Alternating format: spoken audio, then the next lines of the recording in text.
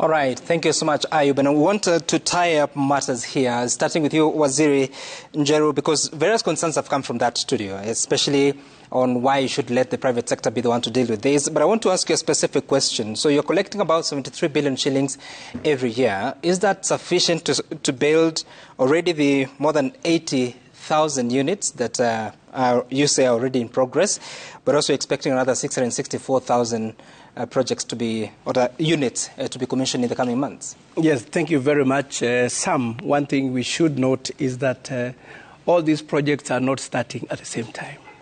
So they will be starting at different stages. So that, and since we have monthly levy coming in, okay, it will be so easy for us to make sure that we accomplish that.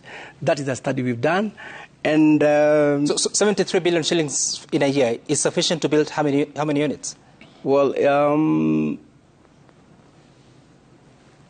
our target is 200,000 units per year, because already the market is giving 50,000. Okay. So with that money, we'll be able. And one thing I want you to note is that they are not asking that money at the same time. We'll be paying. No, I get that. I'm just wondering, if it's not sufficient, where do you get the balance from? Capitalizing. Because the target is 200,000 units, as you said. Yes, capitalizing. Yes. Yes. What is that? Maybe. I will explain.